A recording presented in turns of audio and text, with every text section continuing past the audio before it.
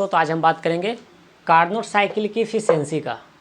कोई भी साइकिल हो उसकी इफ़िशियंसी कैसे निकाली जाती है, कैसे हमें पता चलेगा कि उस साइकिल का इफ़िशियंसी क्या है। तो आज हम निकालेंगे कार्नोट साइकिल की इफ़िशियंसी क्या होता है और उसको निकाले जाते हैं कैसे।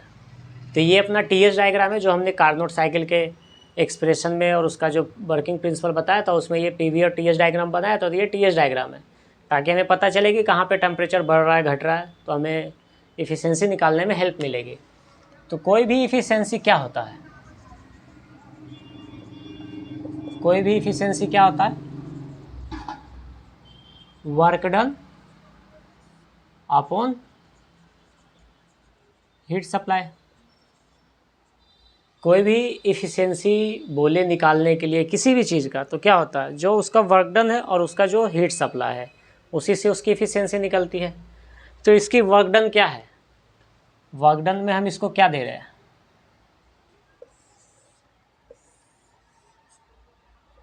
तो इसका जो इफ़िशियंसी होगा, तो वर्क डन क्या होता है, वर्क डन होता है heat supply minus heat rejection upon, ये हीट सप्लाई तो है ही, हीट सप्लाई। हमने कुछ नहीं किया, बस वर्क डन को जो फॉर्मूला है वो लिख दिया, heat addition minus heat rejection, ये होता है वर्क डन।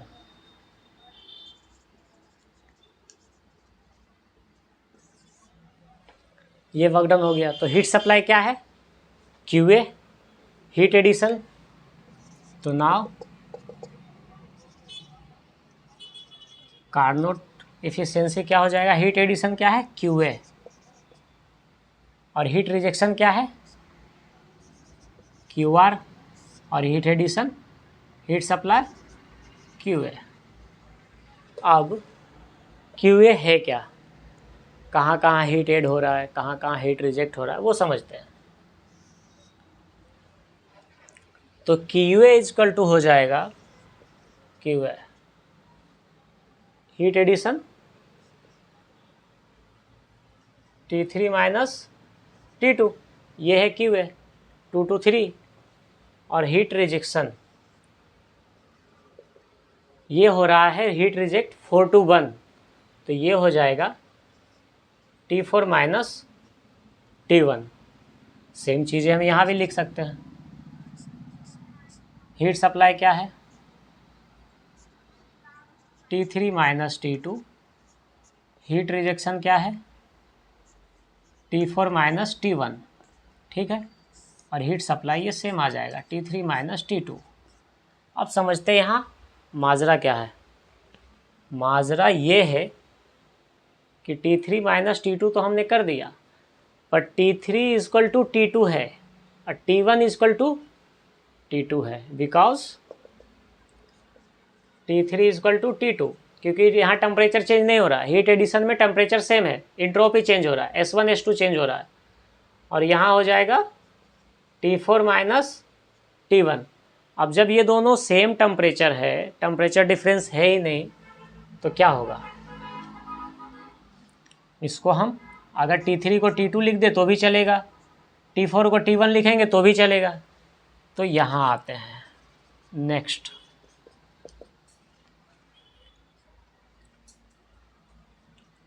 तो ये हो गया T3 को T2 लिखे या T3 लिखे, सेम ही है, तो T2 heat supply, heat supply का जो मैक्सिमम टेम्परेचर है वो हमने लिख दिया, माइनस T1 भी लिखेंगे तो चलेगा क्योंकि T4 और T1 सेम है, T3 और T1 दोनों क्या है, बराबर है, तो दोनों में से कोई एक ले सकते हैं, और नीचे आ जाएगा अपना T2 हीट सप्लाई।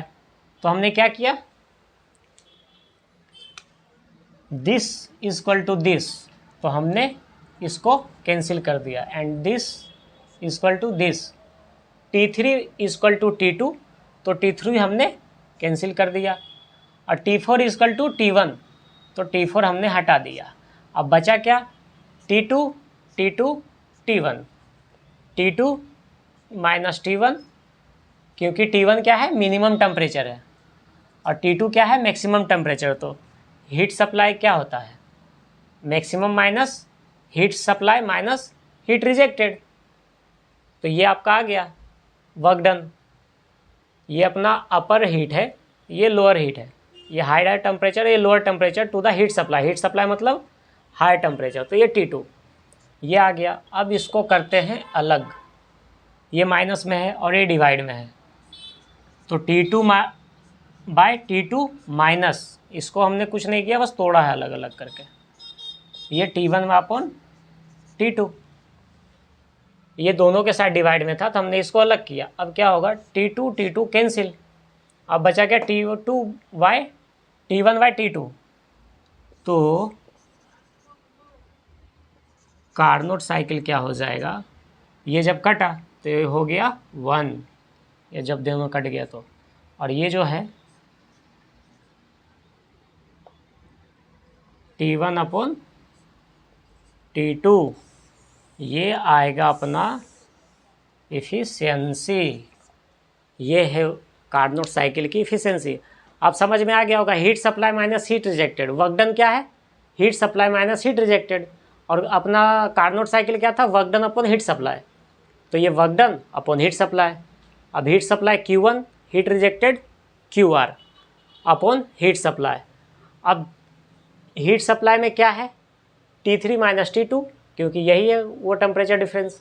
पर टेम्परेचर डिफरेंस के साथ साथ क्या है, इसमें बता रहा है कि दोनों इक्वल है, टेम्परेचर चेंज नहीं हो रहा है, सिर्फ इंट्रोपी चेंज हो रहा है। तो अब T2 लिखे या T3 लिखे, दोनों इक्वल है, तो हमने T2 लिखा।